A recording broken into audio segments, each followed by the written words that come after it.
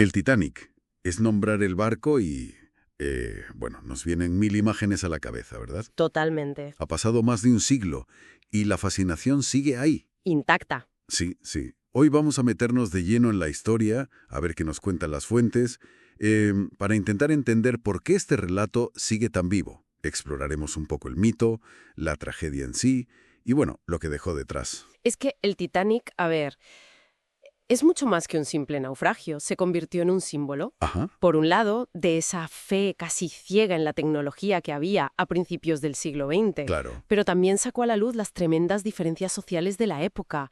Y, bueno, también hubo actos de heroísmo tremendos.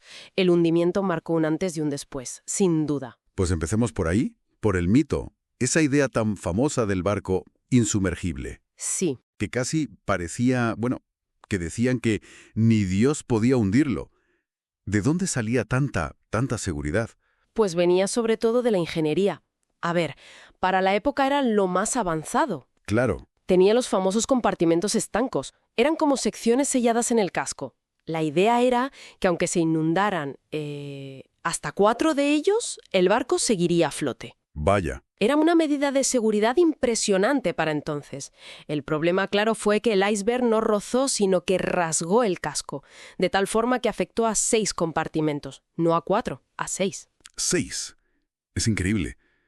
Pensar que superar ese límite por solo 2 compartimentos condenó a ese gigante. Exacto. La línea entre lo previsto y el desastre total fue finísima. Muy fina, sí. La colisión fue en la noche del 14 de abril de 1912, sobre las 11:40 de la noche, más o menos, Ajá. a unas 370 millas al sur de Terranova. Y lo que vino después fue, bueno, increíblemente rápido, en apenas 2 horas y 40 minutos. ¿Solo? Sí, para las 2:20 de la madrugada del día 15, el barco ya había desaparecido bajo el agua. Menos de 3 horas. Cuesta creerlo, ¿eh? La velocidad con la que algo que parecía, eso, invencible, se hundió. Ya ves. Y en medio de todo ese caos, esa oscuridad, a mí siempre me ha llamado la atención la imagen de las luces. Las luces encendidas mientras se hundía, ¿eso fue real o es parte de la leyenda? Y si fue real, ¿cómo lo hicieron? Pues mira, es un hecho. Está confirmado por análisis bastante recientes del pecio de los restos. ¿Ah, sí? Sí, hay modelos digitales que se han hecho basados en cómo encontraron ciertas válvulas en la sala de máquinas. Y todo indica que el equipo de ingenieros, los fogoneros, mantuvieron la electricidad funcionando. Qué fuerte. Sí, hasta prácticamente el último momento. Fue un acto de heroísmo, la verdad, bastante silencioso.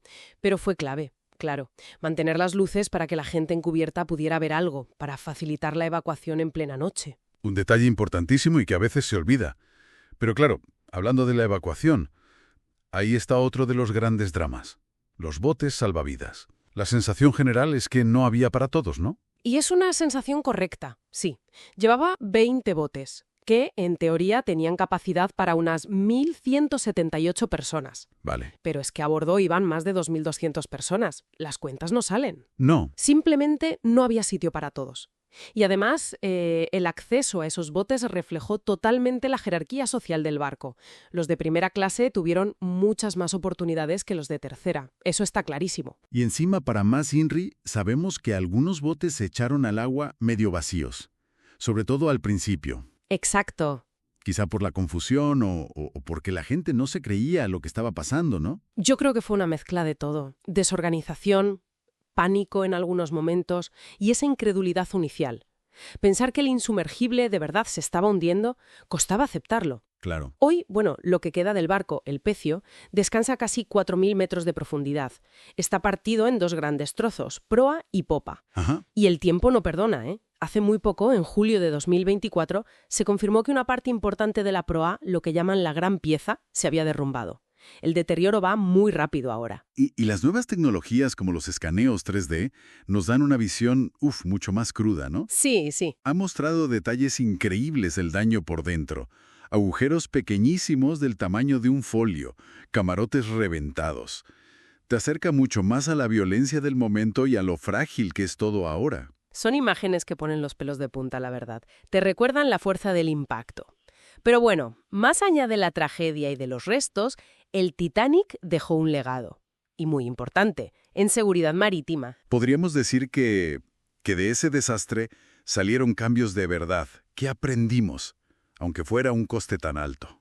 Desde luego. La tragedia fue un catalizador brutal. A partir de ahí se impulsaron regulaciones internacionales clave. Por ejemplo. Pues mira, la obligación de llevar botes salvavidas para todas las personas a bordo. Parece obvio ahora, pero no lo era. Ya. Se creó la Patrulla Internacional de Hielo para vigilar los icebergs en el Atlántico Norte. Ajá. Se exigió que los barcos tuvieran escucha de radio continua, 24 horas. Y también hubo mejoras en el diseño de los barcos, como hacer más altos los mamparos estancos. O sea que sí que supuso un cambio radical, no solo en normas, sino en la mentalidad, ¿no? Totalmente. Un antes y un después en cómo se concebía la seguridad en el mar. El Titanic al final es una mezcla de todo. Es tragedia humana a escala masiva, es el orgullo tecnológico llevado al límite, son errores garrafales, pero también es valentía y son lecciones aprendidas a base de golpes. Sí. De la peor manera.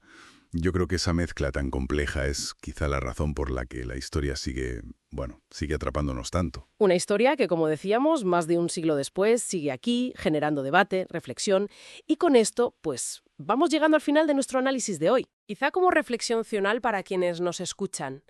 De todos los elementos de esta historia, la tecnología que falló, el factor humano, las decisiones, las divisiones sociales que quedaron tan expuestas, ¿cuál de ellos creen que resuena más hoy en nuestra sociedad, casi 115 años después?